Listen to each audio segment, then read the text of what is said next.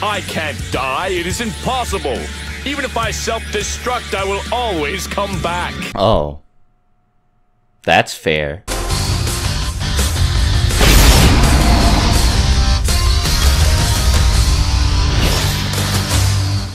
So today I'm going to be talking about the top 5 hacks in Dragon Ball, and the best way to describe what a hacks is to direct you to the TV tropes page on a Storybreaker power. In essence, a hacks or Storybreaker ability is something that is so unfair it nearly breaks the plot. The Unstoppable Exodia!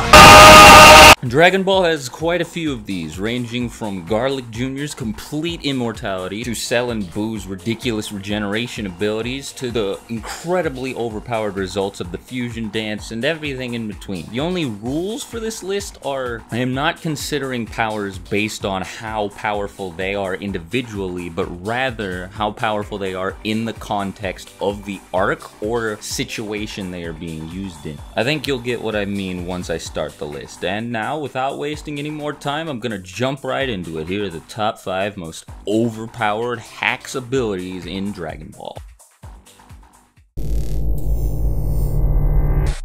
A lot of people like to sleep on Krillin. You know what Krillin can do though? Cut through anything. Literally anything.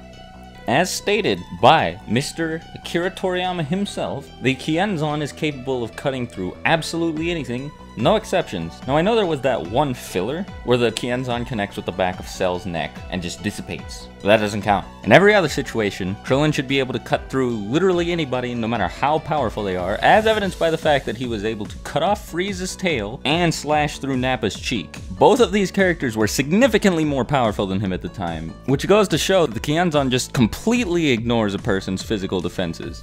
Cell and Frieza both have the ability, and Vegeta seems to as well, but Krillin's the only one who uses it often, and not often enough in my opinion. If I were Krillin, I would spam the shit out of the Kienzan because I would be able to kill whoever I wanted with that thing. Granted, it's not quite as overpowered later on in the series when the main villains are capable of completely regenerating, so there's that, but that's why it's so low on the list. Nonetheless, anyone without regeneration powers that gets hit with the Kienzan is pretty much gone.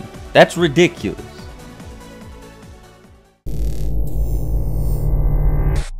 You know, Senzu Beans are kinda ridiculous. They can, without fail, heal pretty much all injuries like ever. This even works when they're split in half too, which is something that the Z Fighters seem to forget later on in the series, but that's not the point. See, when the Senzu Bean is combined with a Saiyan's ability to get stronger when they recover from near death, things start to look a bit ridiculous. The Zenkai ability sounded cool on paper at first, maybe, but as the series progresses, you begin to realize just how incredibly insane it has the potential to be. Through Zenkai boosts alone, Vegeta manages to go from weaker than all of Frieza's top henchmen to stronger than Frieza's third form over the span of one arc alone. This is a textbook example of a Storybreaker power, especially because of the fact that it can be exploited, as shown when Vegeta asks Krillin to damage him before getting Dende to heal him. If the main characters of the show decided that they wanted to use Senzu Beans intelligently, you know, like against Cell or something, they would be pretty much unstoppable, because look, this is a win-win. If you fight somebody who's weaker than you, then you don't have to worry about getting near death, and you win. If you fight somebody who's stronger than you, they beat you within an inch of your life, you eat a Senzu Bean, and you either become stronger than them, or repeat the process until you do get stronger than them. How do you stop that? Oh wait, you don't.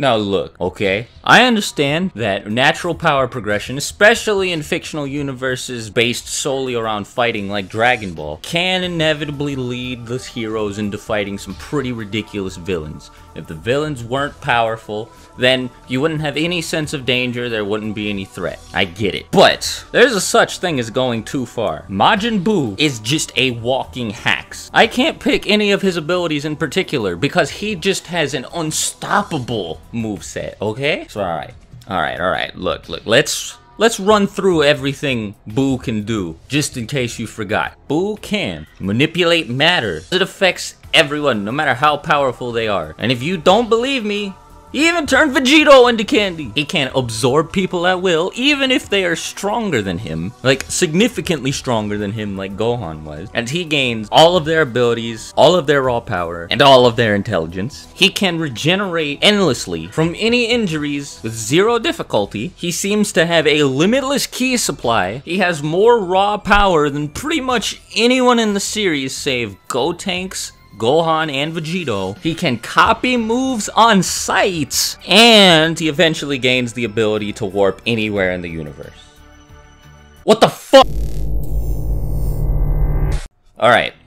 Take Boo's absorption ability, crank it up 20 levels, and then you've got Baby's possession ability. This ability doesn't seem to have any limits, admittedly like Boo's absorption ability, aside from the fact that the target has to be injured before Baby can possess them. The thing is, I use injured very loosely because it can be anything as small as a cut or scrape on the target's body, and Baby has them. Like, man, all it would take is a paper cut, and Baby would have you no questions asked. What's even worse is that he can possess multiple people at the same time and make all of them do his fighting for them. So when he has another potential target in mind, he can send the people he's already controlling after that target, and the moment they get injured, which is bound to happen when they're fighting multiple foes at once, Baby can sneak in through the inevitable cuts and scrapes that are gonna pop up on his target's body and then possess them. What's even crazier is that with this possession, Baby seems to make his target a lot stronger. Because Goku, in base form I might add, had pretty much no trouble whatsoever with Trunks, Goten, and everybody else the Baby had taken over. Meanwhile, Vegeta, on the other hand, was being given quite a run for his money by Baby Goten and Baby Gohan. Yet somehow, Baby Vegeta is able to utterly thrash Goku without even transforming, I might add, when Goku cranks his power up all the way to Super Saiyan 3. With Vegeta possessed, Baby even manages to transform into a golden great ape and exceed Super Saiyan 4 Goku in power, despite the fact that Golden Great Ape is the precursor to Super Saiyan 4. Speaking of Goku, Baby could have taken Goku over if he wanted to. Why didn't he do that? Why didn't he do that?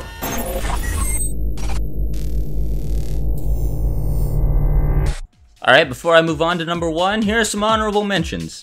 Now these didn't make it either because they're just flatly not as impressive as the other hacks on the list. They're not as impressive in context, they're situational, or the characters using them don't fight. But alright, yeah, without further ado, here they are.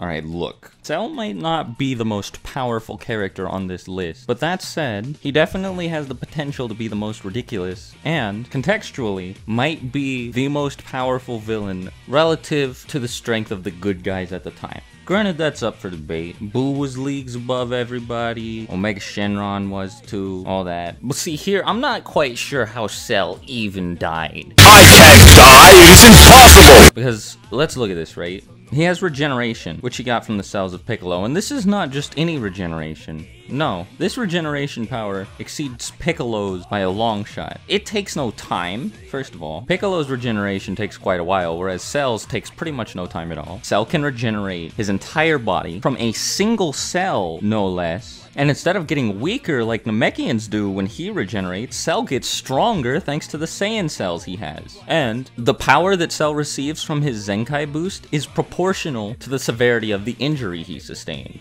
So if he regenerates from a single cell like he can when he self-destructs, he gets significantly more powerful. See what's really weird about that, right? Is that it's stated by Vegeta that Zenkai boosts only happen in response to an injury that isn't self-inflicted, meaning that Cell's self-destruction shouldn't have netted him a Zenkai boost, but whatever. Since it does, that means Cell could repeatedly self-destruct, regenerate, self-destruct, regenerate.